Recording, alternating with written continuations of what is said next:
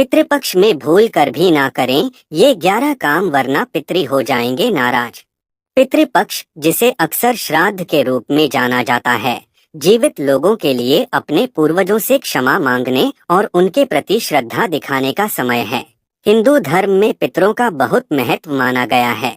Hindu calendar के अनुसार भाद्रपद यानी भादो साल का 6वां महीना है। हर साल भाद्रपद की पूर्णिमा से सर्व पितृ अमावस्या तक पितृपक्ष मनाया जाता है। इस दौरान पितरों की आत्मा की शांति के लिए तर्पण, श्राद्ध और पिंडदान आदि किया जाता है। मान्यता है इससे पितरों का ऋण चुकाया जाता है और उन्हें मोक्ष की प्राप्ति होती है।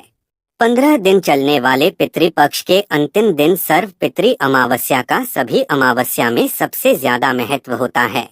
पितृपक्ष की अवधि लगभग 15 दिन की होती है, जिसमें लोग अपने पूर्वजों को भोजन व तर्पण आदि कर उन्हें श्रद्धांजलि देते हैं।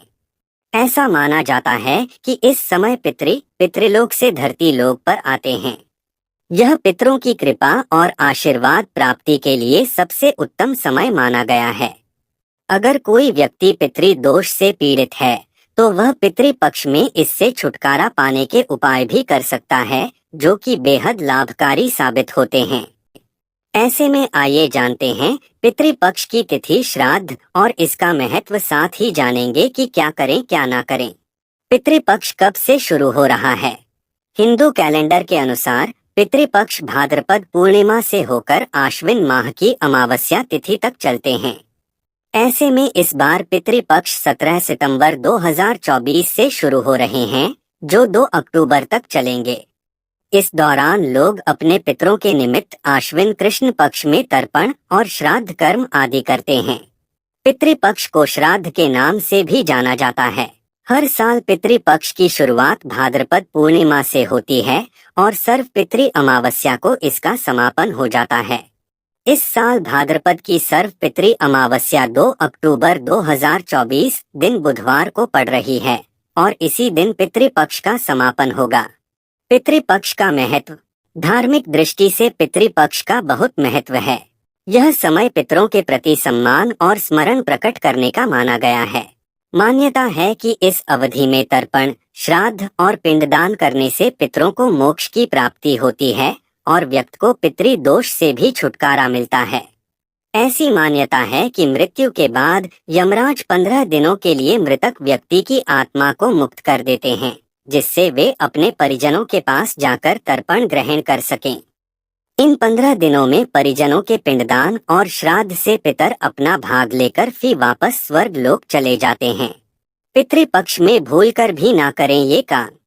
1. पितृपक्ष में शराब पीना, चरखा, मांसाहार, पान, बैंगन, प्याज, लहसुन, बासी भोजन, सफेद तिल, मूली, लौकी, काला नमक, सत्तू, जीरा, मसूर की दाल, सरसों का साग, चना आदि वर्जित माना गया है।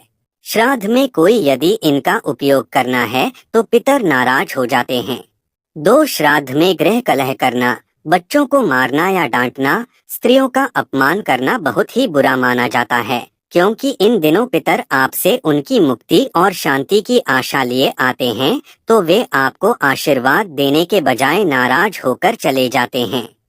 श्राद्ध पक्ष के दौरान पिता और संतान को कष्ट देने से पितृ नाराज होकर चले जाते हैं। 3. प्रातः काल और रात्रि में श्राद्ध करने से पितृ नाराज हो जाते हैं। कभी भी रात में श्राद्ध न करें, क्योंकि रात्रि राक्षसी का समय है। दोनों संध्याओं के समय भी श्राद्ध कर्म नहीं किया जाता। श्राद्ध के लिए सबसे श्रेष्ठ समय दोपहर का कुतप काल और रोहिणी काल होता है। कुतप काल में किए गए दान का अक्षय फल मिलता है। 4. पितृपक्ष के दौरान कोई भी मांगलिक कार्य नहीं करने चाहिए, जैसे विवाह करना, गृह प्रवेश, दुकान का शुभारंभ आदि कार्य करना शुभ नहीं माना जाता है। साथ ही कोई नया कार्य भी न करें। पितृपक्ष के दौरान नए वस्त्र नहीं खरीदना चाहिए और ना ही पहनना चाहिए, इससे पितृदोष लगता है। 5. पितृपक्ष में किसी से भी झूठ नहीं बोलना चाहिए। इसके अलावा किसी को अपशब्द नहीं कहना चाहिए। सट्टा खेलना, किसके साथ छल कपट करना और ब्याज का धंधा करने से भी पितृ नाराज हो जाते हैं। श्राद्ध पक्ष में ब्रह्मचर्य का पालन किया जाता है। 6 पितृपक्ष में आपके दरवाजे पर यदि कोई भी जानवर या साधु आदि आता है तो उनका अपमान ना करें। इन लोगों का अपमान करने से आपके पितर आपसे नाराज हो सकते हैं। साथ ही घर की चौखट पर यदि कोई गाय, कुत्ता, भिखारी आता है तो उनका अपमान भी ना करें। 7 श्राद्ध करने वाले को बाल, नाखून और दाढ़ी नहीं कटवानी चाहिए। 8 श्राद्ध के दौरान तर्पण के लिए काले तिल का प्रयोग किया जाता है। इस दौरान भूल कर भी लाल या सफेद तिल का इस्तेमाल न करें। 9 घर की चौखट पर आए गाय, कुत्ते, कौवे, भिखारी या अन्य किसी को भूखा ना लौटाएं। अतिथियों का आदर के साथ सत्कार करें। भूलकर भी किसी का अपमान ना करें। श्राद्ध करने वाले को बाल, नाखून और दाढ़ी नहीं कटवाना चाहिए। श्राद्ध पक्ष के दौरान साबुन, शैम्पू या किसी भी प्रकार का तेल का उपयोग न करें। 10 श्राद्ध करने के लिए लोहे के बर्तन का इस्तेमाल नहीं करना चाहिए, न ही स्टील के बर्तन का प्रयोग करना चाहिए। इस दौरान आप पीतल के बर्तन में भोजन कर सकते हैं और तांबे के बर्तन में पानी पीना चाहिए। श्राद्ध के लिए आप जो भोजन बना रहे हैं उसको ना तो चखना चाहिए, ना ही पहले खुद खाना चाहिए। 11 पिता का श्राद्ध पुत्र करता है। पुत्र के न होने पर पत्नी को श्राद्ध करना चाहिए। पत्नी न होने पर सगा भाई श्राद्ध कर सकता है। एक से ज्यादा पुत्र होने पर बड़े पुत्र को श्राद्ध करना चाहिए। उक्त नियम से श्राद्ध नहीं करने पर पितृ नाराज हो जाते हैं।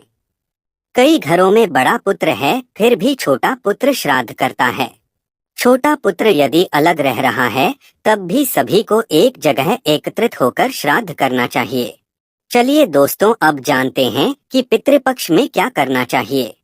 1 पितृपक्ष में प्रतिदिन पितृ गायत्री मंत्र का जप अवश्य करें, पितृ दोष से मुक्ति मिलेगी।